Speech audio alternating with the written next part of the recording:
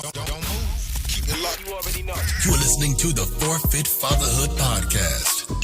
And we're having conversations with dope dads covering the 4 pillars of fatherhood. We call it the Fit Fatherhood formula. Faith, family, finance, and fitness. That's right. These dads are setting the pace in business and fatherhood. This show isn't only about the outside success. We're getting down to who you are. Gentlemen, it's time to get fit. And now, let's get into the show.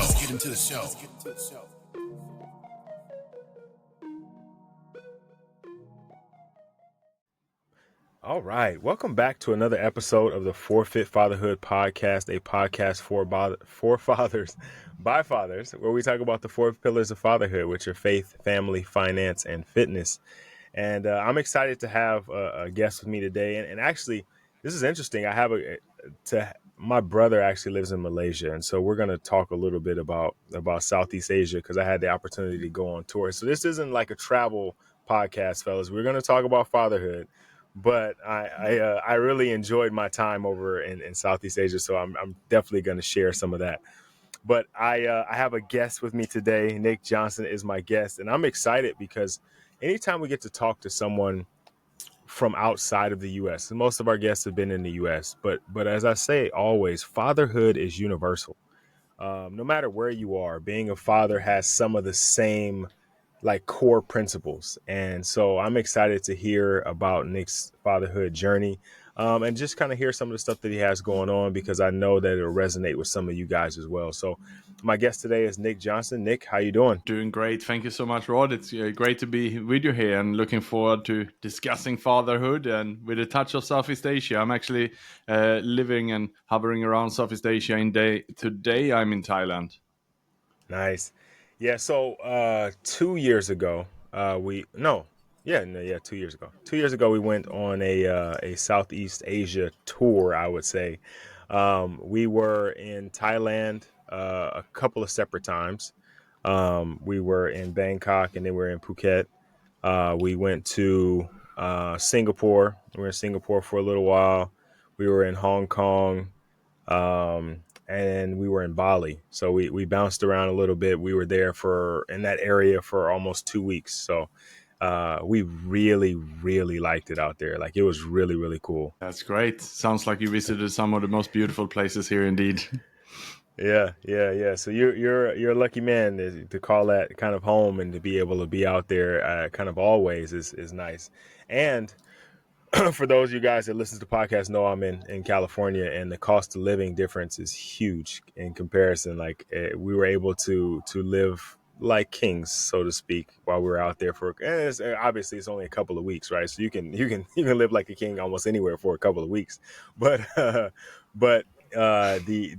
American dollar goes a little bit further when you're out there, and so we got to really enjoy ourselves and do some things that we probably wouldn't have done if we had to stay somewhere in the U.S. So I just wanted to throw that out there. So Nick, Yes. Why don't you tell us a little bit about yourself? Who is Nick Jonsson? Well, I was born in Sweden, educated in Australia, and then now the last 20 years I lived in Southeast Asia. And my journey has been a bit of a roller coaster journey. I first started basically working as a construction worker, as a construction painter.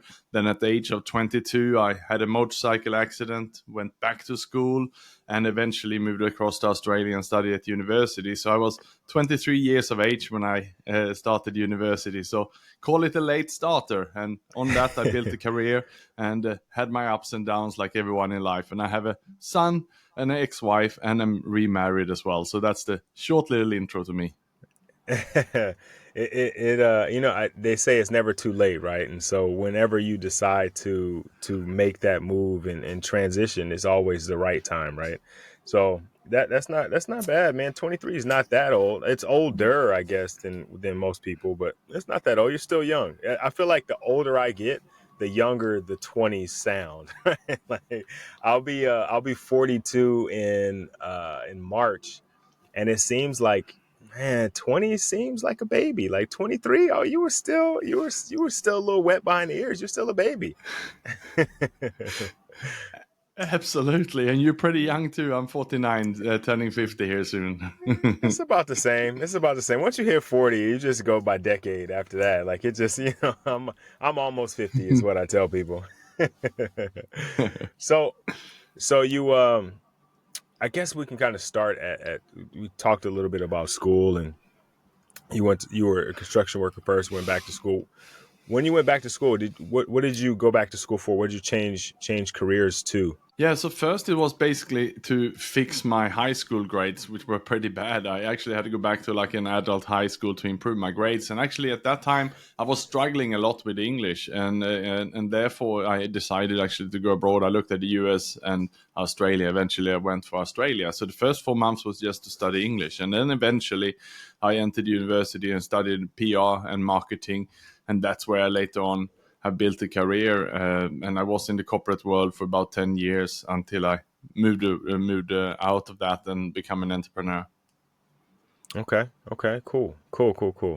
It's always interesting. Like when I talk to people, did you ever see yourself doing what you're doing now? No, I didn't, and it's probably because of the downfalls. I hit rock bottom actually in between 2015 18. I was on a slippery slope going down, and I had my fair share of adversity, and that led me to where I am today. So I'm grateful for those difficult times.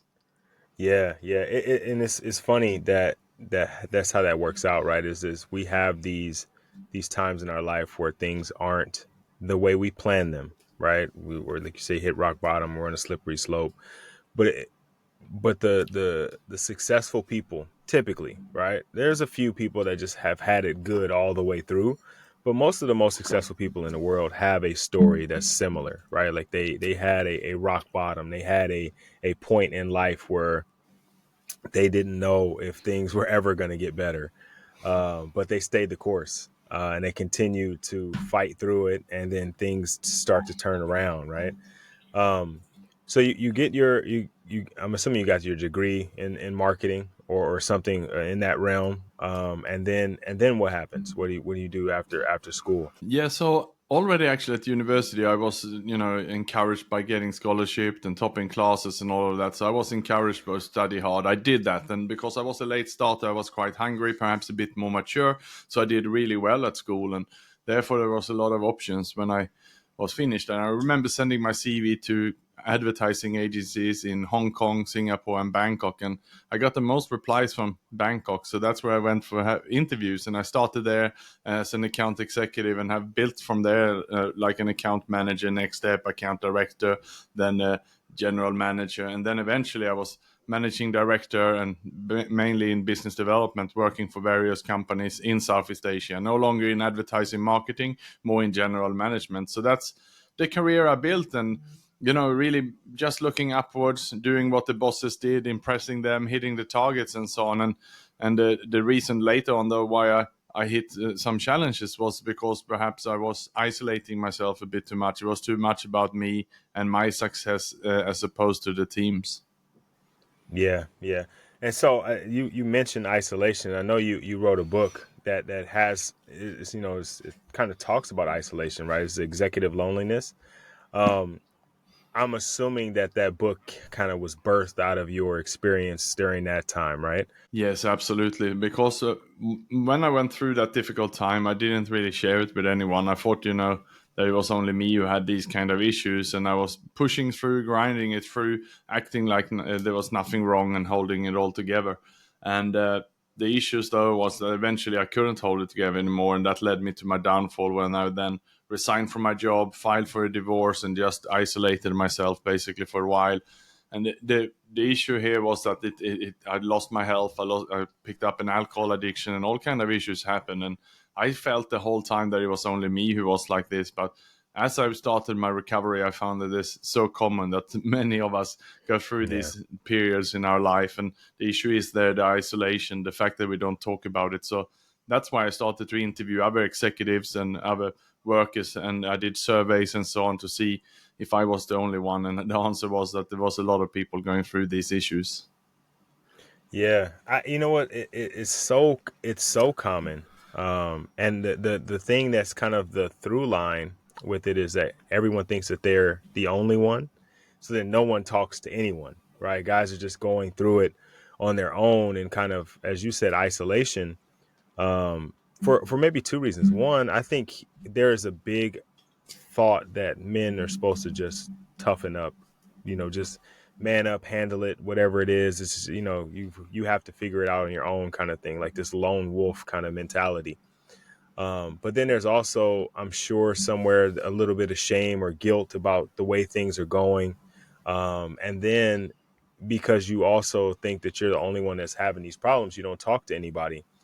What kind of made you decide, like, hey, I should talk to some other people? Because I think that's a big barrier for guys, is like, even if they do feel like they're not the only one, reaching out to someone else seems like a huge task. Yeah, so that was why I kept it secret. For almost 3 years, I didn't share it with anybody.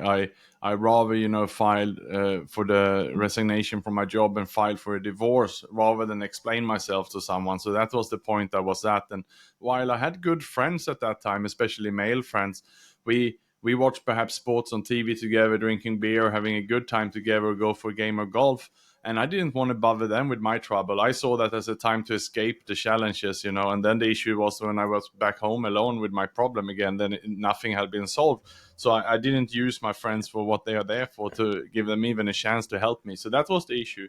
Then what happened in early 2018, that I met someone who is today my wife. And as we just have gotten married, I didn't even share it to her before, because I was very well good to hold it together.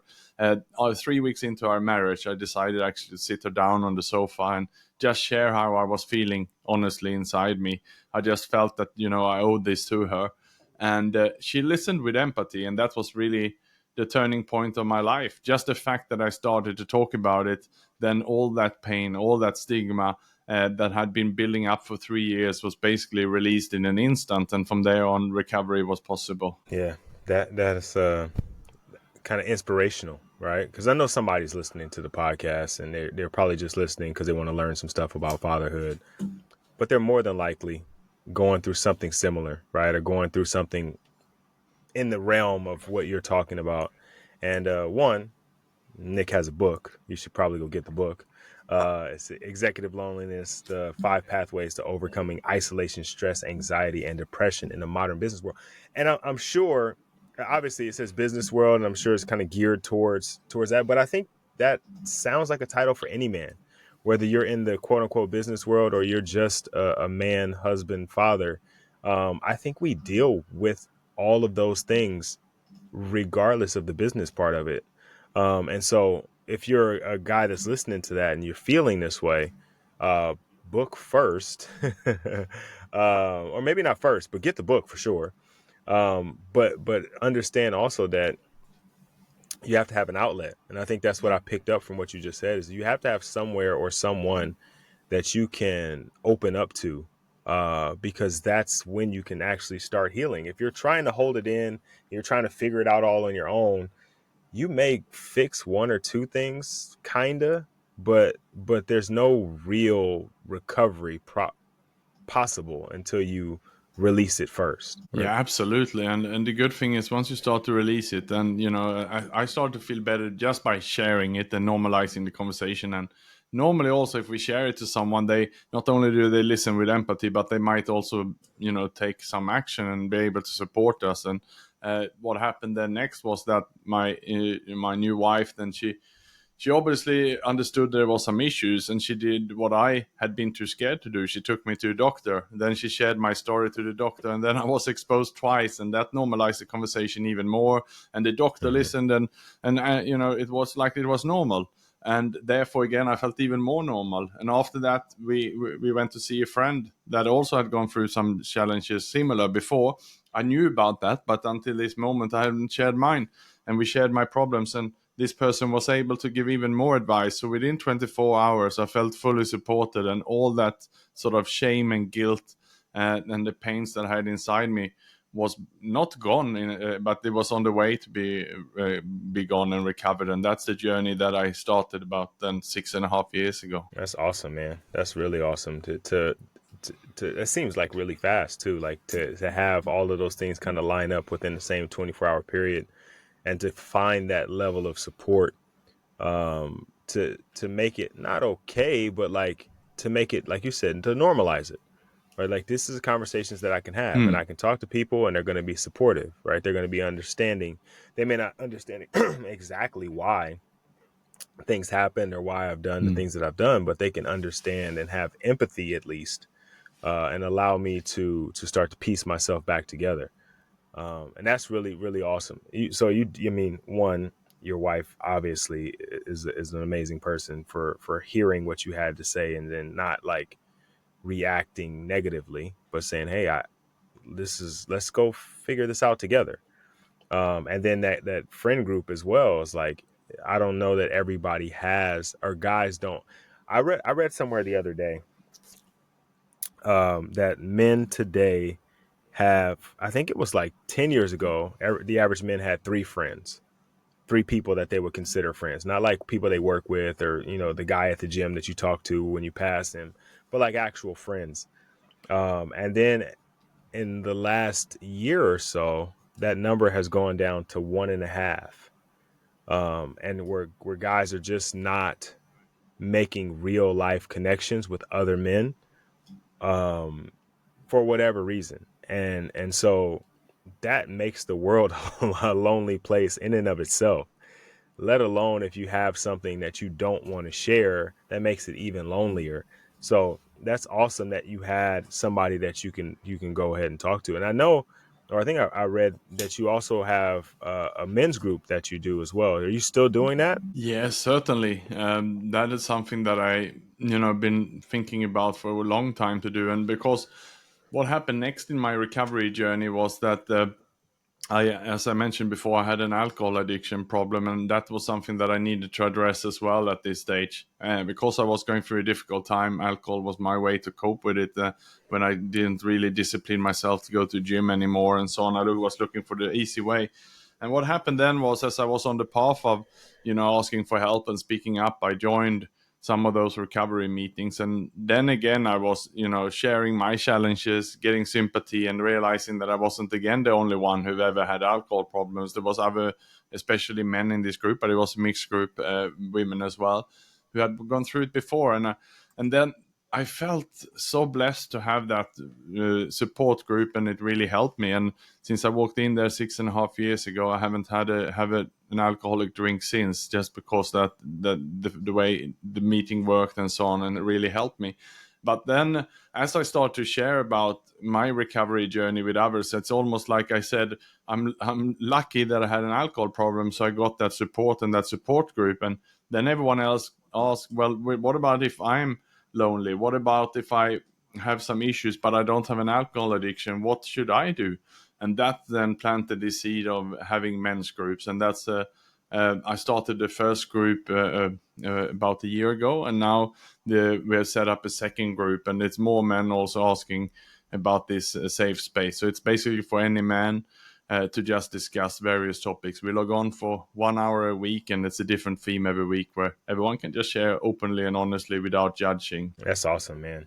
I think that's super, super important, because like I said, most guys don't have don't have friends. And these guys in the group aren't necessarily your friends, but it's like you said, a safe space, right? And I'm sure there's connections and bonds that are being made, and maybe some guys are becoming friends, but having an outlet, as we mentioned earlier, is extremely important for men. It's extremely important for fathers, because being a father adds an additional layer of responsibility on top of all of those that just go into being a man. And so I want to ask you, we kind of fast forwarded a little bit. Let's go back to you becoming a father. Um, where were you at in your life, and how did that come about? Yeah, so I was a father since year 2009. So that was with my ex-wife then. And as I mentioned, when I went through my turbulent times, I resigned from my job and filed for a divorce. At that time, I lived in Jakarta, Indonesia, and my ex-wife and son then moved back to Sweden. So that was a challenging separation for me. It was very sad to then separate when it was moving to do different countries. But as I was then going down in a dark hole after that, I basically lost most of the connection with him, because he was a young boy at the time. He was about 6, 7 years of age, and it was not difficult to communicate remotely. And I only managed to travel and see him once a year. But also because I couldn't look after myself, I couldn't look after anyone else either. So we basically became very, very distant during that time. And it was only late on in recovery in 2018 when I had to go back and repair and make amends for the relationship and for the harm I had done then to my son. And then how is everything now? Now it's good. So now he still lives in Sweden, in Europe, and I'm in Asia. So, but we have an open line. We communicate more. He's 15 years of age, and I spend 2.5 months of the year in Sweden during the summer, and that really helps. And then he come to Thailand this winter for 2 weeks as well with me. Nice, nice. Well, that's good, man. That's really good because I think a lot of times guys go through the separation and then they move somewhere else and you're where you are, and sometimes your ex-wife makes it, I don't know if this is your situation, but this happens, right? Is sometimes they make it, because of the tension between you and them, they make it hard on you to see the kid, and there's all these things that kind of go into it, and then you've got your own situations going on, but I love a good redemption story. I love that you guys were able to reconnect and rebuild, because I think the young ages are really important, but for a young man, Hmm. this time period of his life is really important to have his father, to have a connection with the man that he's going to look like, or look more like, as he gets older, and Hmm. see some of the things, and get some of the experiences from you, as opposed to from some other thing, some other person, some other role model out there in the world. He's able to connect with his actual father, and make those connections. And for you too, right? Like, you get to be his father, and I'm sure that's amazing, right? Like, I love being a father to my daughters, and I know most guys that I talk to feel the same way, and so I'm glad and happy for you that you were able to get back to that. Yeah, thanks. It was painful in the start, and also we lived then apart during the pandemic. So when there was lockdowns, and I was in Singapore based at that time, which had some of the the strongest and longest lockdowns in the world. Sometimes it Yeah. was 3 weeks quarantine to travel in and out. And my son was in Sweden, where everything was pretty relaxed. So it was very, very challenging for me. We kept making trips or planned trips that got cancelled, and there was disappointment and so on. However, I even at that time took ownership again. I felt I had to sort this out, not only for myself but for my son. And I actually went to see a child psychologist in Singapore, and I explained how I felt and the pain I had in not being able to see my son. And she really helped me to brainstorm with me, and coming up with formats and things I could do on the video calls with him. And at that stage also, she even recommended me to come into his world. And what we did then was that we blocked 3 hours on every Saturday afternoon to play online gaming. That was not something that I did at that time, but that was something that he loved to do, and it was Minecraft. So I installed multiplayer, and that meant that I came into his world, and he was so excited every Saturday to spend 3 hours with me walking through the game. And he spent also time during the week to develop stuff, and then he was showing me his world during the weekend. So we built a very, very strong bond then during the pandemic, and we turned it around to something positive rather than negative. Oh man, that's really, really cool. Um, so that, I mean, that's amazing. It's funny. I just talked to somebody about this earlier today. And my daughter is about to be a teenager. And then the other guy I was talking to, his daughter is already a teenager, and we're just talking about like how we stay important, how we stay connected, how we stay involved as they start to grow and mature and kind of try to want to find themselves or find their way in the world. And my advice, I don't even know if it was advice, but my thought was, you have to be you have to be involved in the things they're involved in, or interested in the things that they're interested in, because they are going to want to do those things whether you want to or not. Like you say, you weren't a gamer, but he is. And so in order to make that connection with him, hey, let's play the game. Teach me how to play. And dad's not going to be very good for a little while. Be patient with me, right? But I'm gonna figure it out, and we're gonna do this together. Mm. And that being interested in what he was interested in, I think is something that even for guys who aren't separated from their child, your child is living in the same house as you. It is important for you to connect with the things they're connected to, because at some point you become in opposition, whether you want to or not. Like if you aren't connected to the things that they're connected to in some way, you don't have to buy into it. You don't have to love it, but you do have to have some understanding of it. Otherwise, you become the enemy, right? Like if I'm a gamer and you don't want a game, then you're anti-gamer in my mind. In my mind, you're not actually, but you really. To me, it feels like you're anti-gamer. So I don't talk to you about gaming. So I don't. And if that's a big part of my life, that means I'm not talking to you about a lot of what I identify as me, right? So I think that that's really cool, and I'm glad that you guys were able to do that. What? So you said you talked to a child psychologist? Yes, I did. Yeah, and Yeah. having a psychotherapy and counseling clinic specializing in children. And normally she would see the children and talk with them. My son wasn't with me because he was in Sweden and I was in Singapore, so it was a bit of a unique request. But I basically I wanted to become closer to my son. That was the request. And I remember in our first session also she asked me, to have a conversation with my ex-wife to get her to draw out a list of all the names of his friends in Sweden and a bit what they did. She also asked me to get a copy of his school subjects and the name of the teachers and so on, so that I could study and really become quite familiar with what was going on the other side, so I could have better and closer and deeper conversations with him when we had video calls. Because many times when I called, it was just quiet, hi, how are you? And what's the weather like? And then we didn't really have more to talk about because he, as a young boy, didn't share anything, and I didn't have any questions to ask because I didn't really have any insight. So it was really, really rewarding to get that sort of guidance there, because I felt like a bad dad. I felt like couldn't have a conversation with my own son. Yeah. I think what you just said. First of all, I think this therapist, this child therapist, is phenomenal.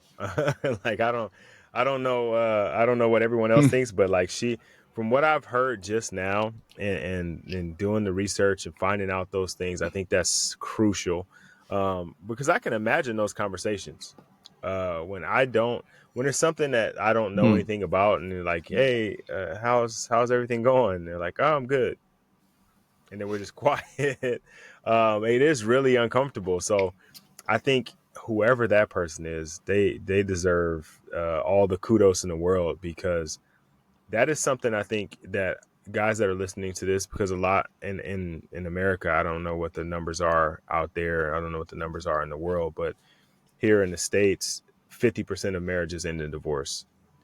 Which means, or I think it's like 51%. So it's actually more marriages end up in divorce than don't, which means most families are split or separated. Traditionally, the children go with their mother, so it leaves the father isolated. And if you aren't living in the same city or co-parenting really closely together, I imagine a lot of guys are experiencing that same thing. Uh, Trying to find a way to connect, trying to find a way, because you don't know their best friends, because you don't get to talk to them every day. You don't get to see them every day. You don't get to have those conversations. And so you're right. You don't know what questions to ask. And especially like younger kids, I think when they're like toddlers, they like to, not toddlers, but maybe like 4 or 5, they like to overshare. They tell you everything, right? They tell you just stuff that don't matter, stuff you don't even want to care, you don't care about. Once they get get to like 8 to like 12, they're like, all right, I told you enough. Like, they don't share as openly as maybe they did when they were younger. And so having those touch points and being able to study and being willing to, right? Being willing to go that extra step to make sure that you were filling in your role. I don't think it's common.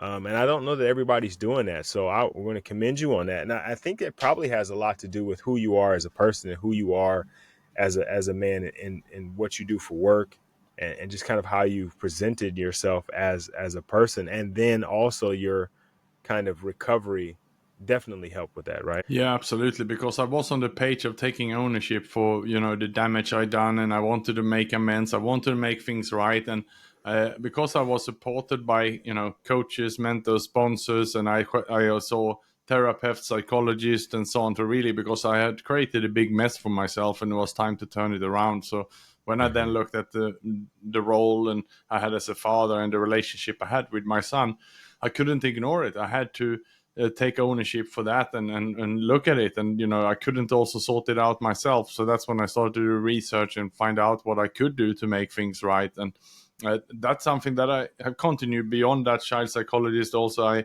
become a certified coach as well, and while I do that coaching now for my clients and so on, I also use this in my relationship with my son, where at least now when he's 15, I don't mentor him so much, I don't guide him as much, I ask him more deep coaching questions, I let him think and come up with answers and solutions himself. And that have also made a very, very close bond between us in this distant relationship. Yeah, it sounds to me like you're doing everything that you can to close the gap, that physical gap, right? But you're closing that gap emotionally, right? You've still got some distance between you in terms of like where you Yes, live, absolutely. but I'm sure he feels connected to you, right? Like he feels seen, he feels heard, he feels like he knows you and you know him. And I think that's ultimately what we want, no matter what proximity we have to a person. We want, especially somebody we love or somebody like our father that we look up to, as we want eventually or at some point to feel like that person sees and hears us, respects us, honors our wishes, like cares about what we care about, and ultimately cares about us. So keep it up, man. Keep it up. So I did Thank want to you. ask you, you're welcome. Does your son have any designs on what he wants to do for a career? Yes, he has actually, and perhaps because he's seen the vast job I done in the world of recovery the last 6.5 years now, where at the moment I'm on the page of giving back and helping, and he see me, almost every day volunteering, helping people, everything from as a coach and as a mentor, but also as a volunteer, especially around people with alcohol problem and so on, and through the men's group and so on. So he see all of this, so he actually his dream is to become a police, because he want to make things right and he want to work for the community and so on. And so his dream is to study at the police academy after his high school. That's nice, man. Yeah, I asked that because I know, when kids tend to kind of lean towards, when they see you in high regard, they kind of lean towards doing some of the things that you do, or they find ways. Like, it's funny, my oldest daughter, my wife is a therapist, and my oldest daughter, for the Oh, longest time when she was little, her thing was like she wanted to be the tooth fairy. So we know that's not like it's not like a job that you get. Um, but once she got over that, then she wanted to be a singer, because she can sing and they play instruments. Both my daughters play instruments, so she wanted to be a rock star. But now, more recently, in the last year, she's been telling my wife she wants to be a therapist or a psychologist. Like, she actually wants to go to school a little bit longer and become a doctor of psychology. And I'm like, I tell my wife, like, you're doing something right. If she's looking at you and going, hey, I want to do what she does, like, you're doing something right. You're either doing a really good job in the work that you do, or she's seeing you do it and going, man, I want to be just like that.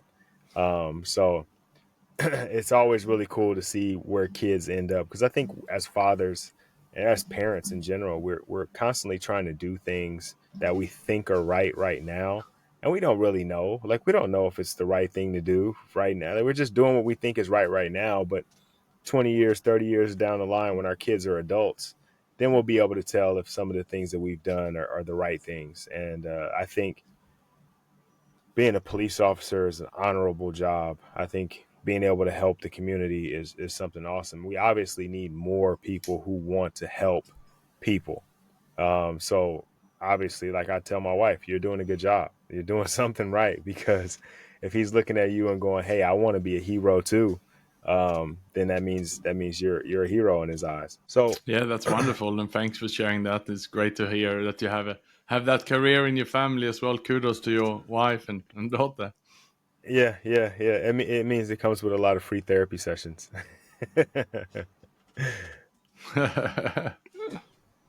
But okay, so you mentioned volunteering.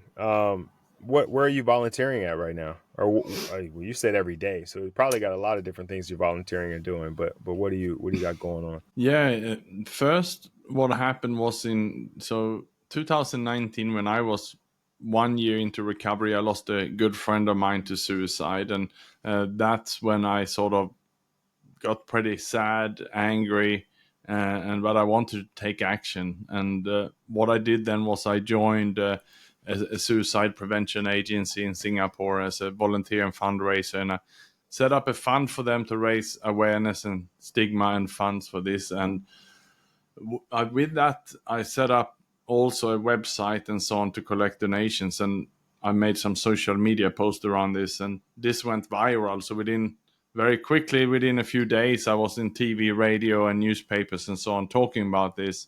Because there was so few people who were comfortable talking about the uncomfortable at the time, and I was driving a very important message then to break this isolation. So that's one space that I continue to do support and work. And during the lockdowns then that followed then in 2020, I gave a lot of keynotes and running talks about how to escape isolation and loneliness during all these Zoom gatherings and all hands meetings of companies and so on, and raising money then for this fund and so on. And this organization have grown tremendously today. It's on most people are aware, and the companies also have grown in Singapore. Many have mental health ambassadors and so on, first aiders, and it's becoming increasingly okay to talk about this. And I'm still doing a lot of talks in this space for companies, both in person and online, and a lot of this is unpaid. But then also, as I mentioned, I had an alcohol problem, so that's somewhere where I'm also giving back. I'm supporting others who are in that space now, and joining as many meetings as I can to be there to guide and lead others who are falling into that trap. Because the issues with alcohol is that it's legalized and it's everywhere, and people see people drinking in it. But then the issue is that sometimes it can easily fall in over to a bad habit and then an addiction, and then it's really difficult to stop. So just like tobacco can become addictive, alcohol can become addictive, and that's what many people don't realize. Yeah, yeah.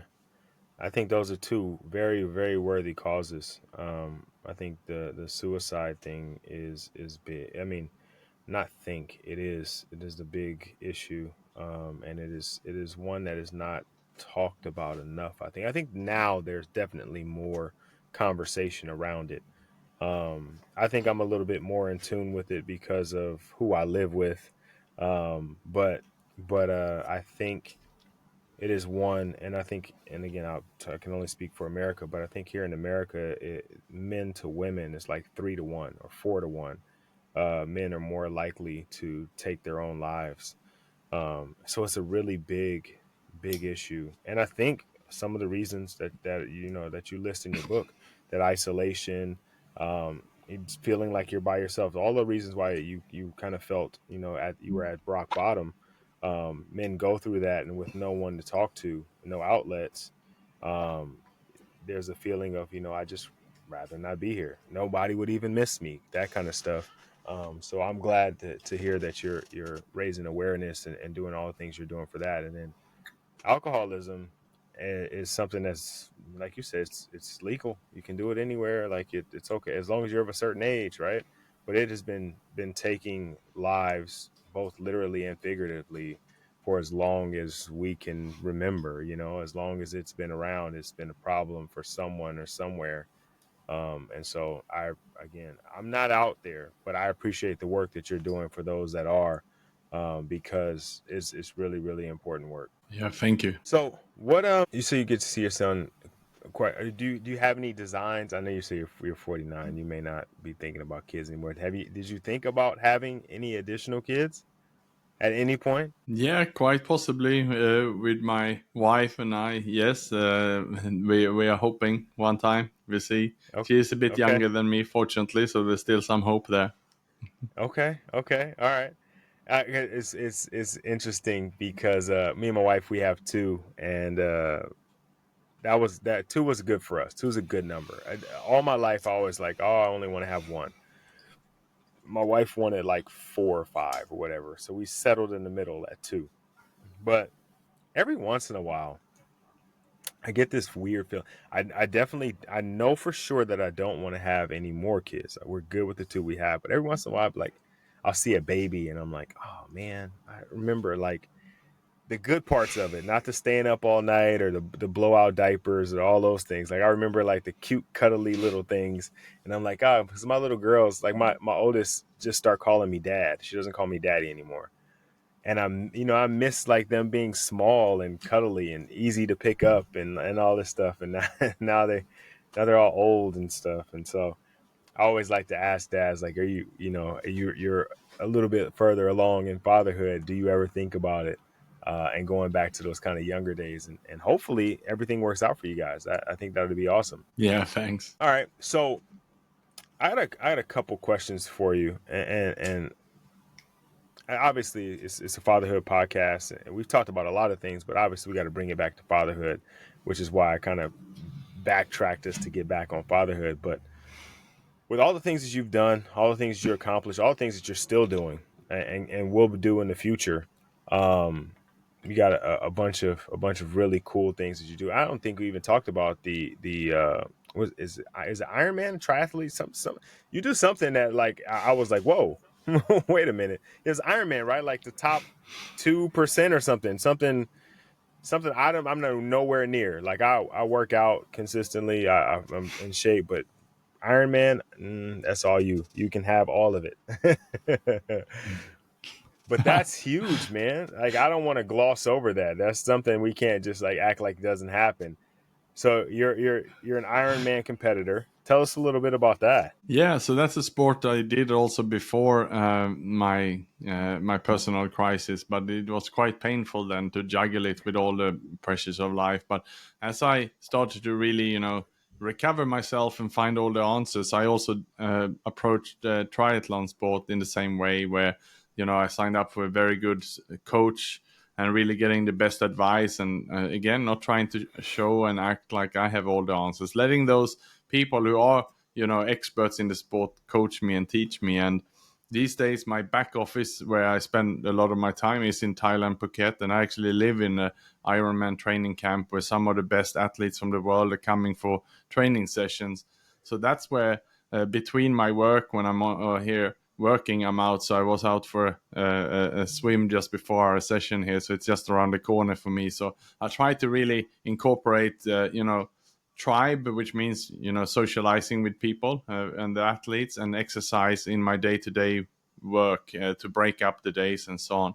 And that has just worked wonderfully for me. And the bonus of that is when when you're living a good life like that and putting in the hours of training, it compounds. And this year actually I qualified for the world championship in my age group, so I will go to the half distance. So you have full distance Ironman and the half distance Ironman on some December 15 in New Zealand. I will compete in representing Sweden in my age group then in that sport. So this just gives me so much happiness and health and enjoy the sport. That's awesome. Now you have to excuse my ignorance. When you say full versus half, what's the distances? Yeah, so if we are looking at the full Ironman, which most people know, you have the in Hawaii Kona, where you have the World Championships, for example, then it is a 2.4 mile swim, 112-mile bike, and 26.2 mile run. So it's a full marathon. Oh, what is the training for something like that like? I can only imagine. The most I've done is a sprint triathlon, and it is nothing. It's like a 5K run, like a 20-mile bike ride, which was, I think it might have been 20 miles. It might have been like 15 miles. It wasn't a whole lot, and like 1,000-meter swim. So not nowhere near what you're talking about. Yeah, so we train leading up to the full distance Ironman. Throughout the year, you probably train 15, 18 hours per year, per week. But leading up to it much closer, the sort of 3, 4 months before the race, it's 25, 28 hours a week of training. That is a lot of work. And That is a that's lot not of work. taking in, any physio rehabilitation, stretching, massages, or anything like that. So it's pretty full on, yeah. So yeah, so the 25 hours is just like the running, biking, swimming, not including like the recovery time or going to get your body taken care of after all the strenuous activity.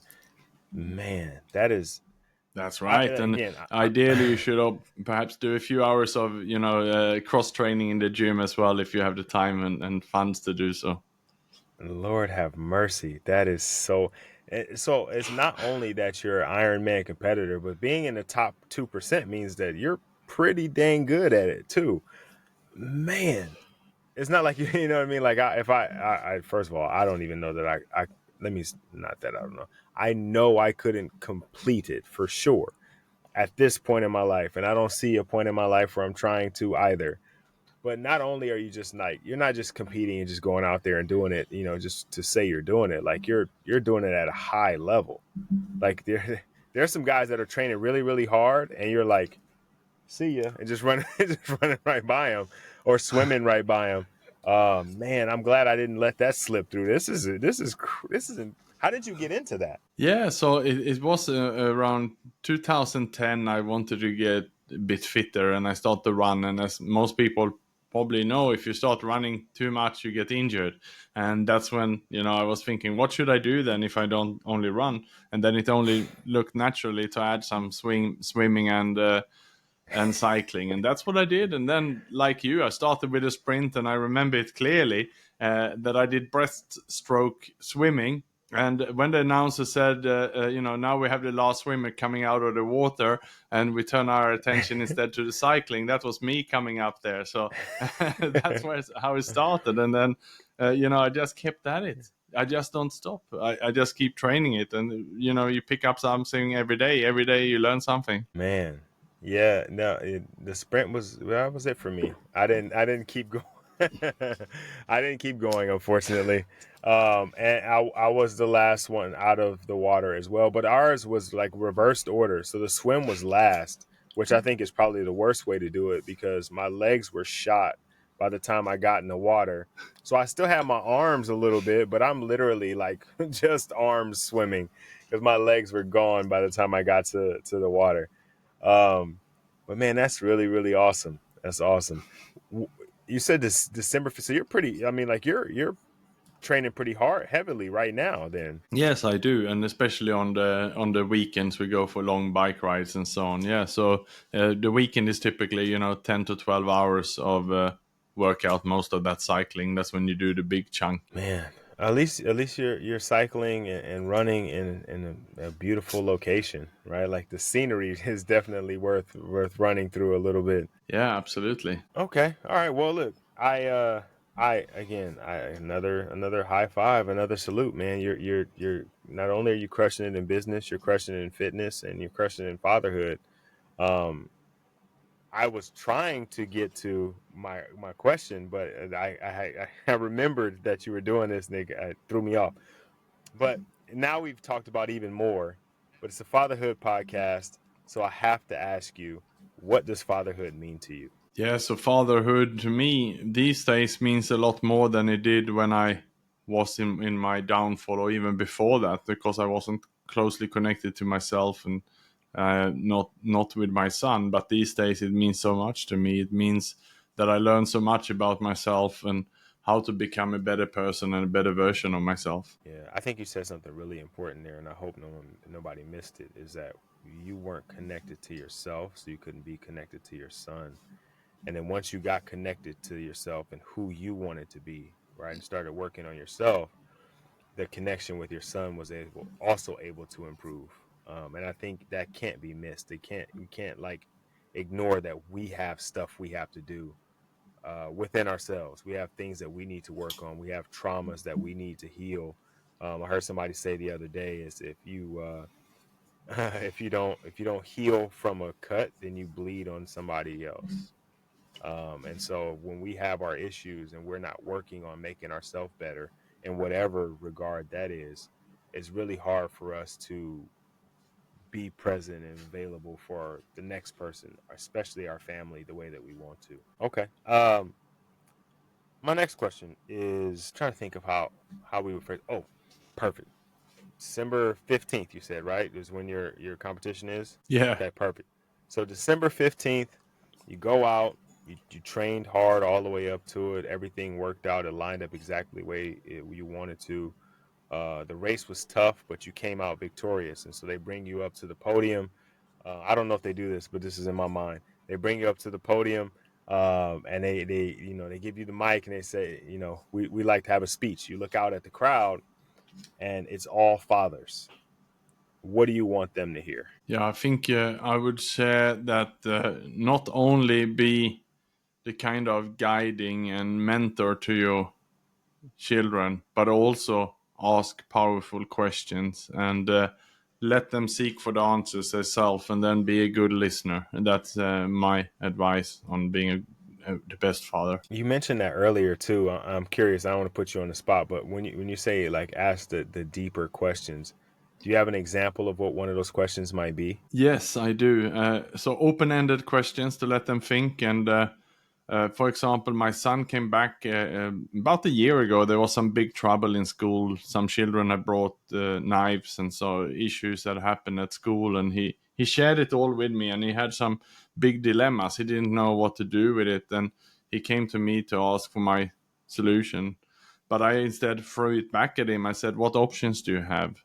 And I just kept then asking, or what do you think is the best solution? And just keep letting him thinking. And then at the end of it, I didn't give him anything. I said, let's think about this, and we can connect tomorrow again and speak about it, because I wanted him to come up with the solutions rather than something being pushed down his throat by me. That I like that. And I think when you do that, you have to trust that they're going to. I think it maybe age appropriate, right? Like if you depending on the age, how you kind of frame that. But I think you have to Hmm. have a level of trust of like, okay, I I have an idea of what I think you should do, but I'm going to let you figure it out. And I'm going to trust that you are going to do what you think is right. And so I'm going to ask all the qualifying questions and get down to the root of it. But it's all on you. Right. And I think that too, like, especially with a teenage boy, that too is like, oh man, dad trusts me to make the right decisions. Like, dad is gonna let me figure this out. Like, oh man, I feel pretty good about myself. Like I figured it out and dad is okay with it. Like, oh, this is awesome. I think that's really cool. Really, really cool. Yeah, it's about teaming. Yeah, it's about teaming up with them at that juncture. I mean, we in the end, he came with a suggestion that I wanted. I could have cut him off right away and told him what I wanted him to do, but I got him really to think through all the options. And this is something we worked through over many weeks until he gave his final proposal and suggestion, and that was to change school because the situation was getting out of hand. And then when he suggested that he wanted to change school, then we discussed the pros and cons of that. And and then I asked him, what schools options do you have? Which one would you like to go to? And again, he went out and did his research. He spoke to his friends, and he then came back. And so this is something that went back and forth in the end for a few months. Where we really discussed about it, and in the end the outcome was fantastic, and it was exactly what both my ex-wife and I wanted for him, but we made him his choice and making him feeling that it was his decision, and he's not resenting us now if he has a bad day at that school, because he knows that it was his decision to move there. Man, yeah, that definitely worked out. And I think that's something that we can all try and try to do. Is to, like you said, parenting can be a partnership sometimes. Like I feel like at this point now, both me and my daughters want the same thing for their life. We want I want them to be the best possible version of themselves that they can be, and they want to be the best version of themselves that they can be. And so now we're working together on how we get there, right? And I'm supporting, I'm leading, I'm guiding I'm sharing information, but I'm allowing you to take that, digest that, and figure out what you want to do with it. Because I can tell you exactly what to do. I can tell you what I would do, but that doesn't necessarily work for you. It doesn't necessarily. I'm different.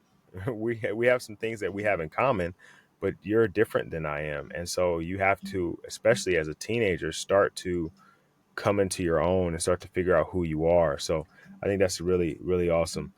I have a second part to that question, right? All of the situation is still the same. You train hard, you go out, you run the race.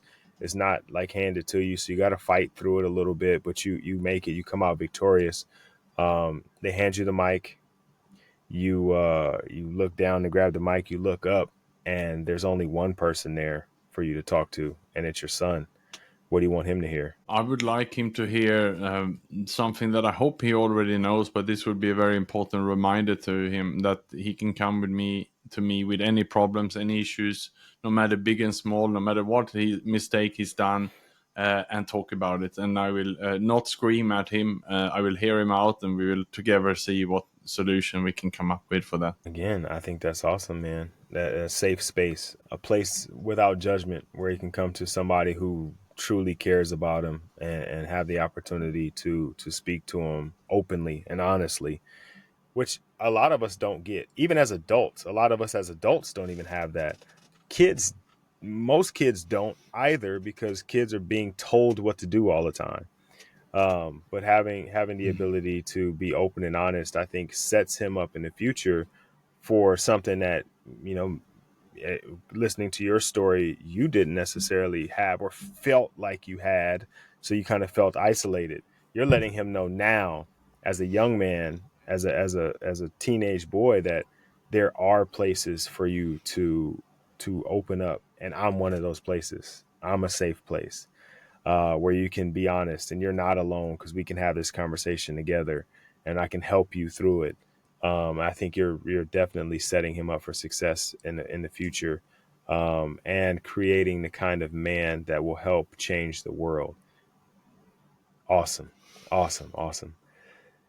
Well, I said this to you pre-podcast, but I want to say it again, is I really appreciate you taking the time to come on and join us, to talk about your experience in life, and not only in fatherhood, but in life, the things that you overcome or overcame to get to where you are now. Some of the things you're doing that are just phenomenal. I think if guys are listening to this episode, they heard some things that are going to help change their life in a way that is going to be where they look back on this podcast. But man, I was listening to a podcast one time and I heard this guy talking about his life, and immediately my life was changed. And I think that was one of those kind of podcasts where you shared the information that I think is going to benefit somebody's life. And for that, I thank you. Because that's what this is all about, is conversations with other fathers, to share information, to share experiences, to give others encouragement, and then also to set them up so they don't have to go through some of the same struggles that we went through. And so I thank you for taking the time to sit down with us, and have this conversation. Thank you so much for having this platform and having this podcast. It's been great to have a conversation with you, Rod. Thank you. No, thank you. Now, hey, if guys are listening to the podcast, and they're, they want to reach out to you, if nothing else, then to say thank you for joining the podcast. High five, great job. What would be the best way for them to do that? I'm quite active on LinkedIn, so they can look me up on LinkedIn, and it's Nick Jonsson, NickJonsson. Otherwise, if someone is interested in my book, Executive Loneliness, it's available on Amazon and Audible and some other online platforms as well.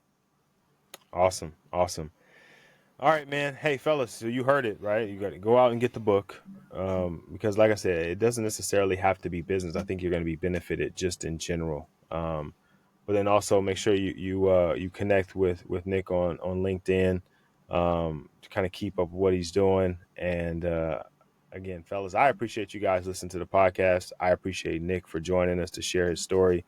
And as always, I'm super appreciative for the opportunity to be a father, and to share my fatherhood journey with other fathers. This has been another episode of the Fit Fatherhood podcast. Until next time, guys, we'll see you. All right, dads, that's a wrap on today's episode of Fit Fatherhood. I'm your host, Rod Richard, and I want to extend a big thank you to our guests for joining us and sharing those amazing insights. To all of you listening, I hope today's conversation helped you reflect on one or maybe even all of the 4 pillars of fatherhood: faith, family, finance, and fitness. It's all about leveling up as fathers, and I hope you gained some real value to take with you on that journey. If you found this episode helpful, don't keep it to yourself. Share it with other dads who could use some inspiration. And don't forget to hit that subscribe button so you don't miss the next episode. Trust me, we've got some incredible conversations lined up that you won't want to miss. Thanks again for tuning in, and I'll catch you next time on Fit Fatherhood.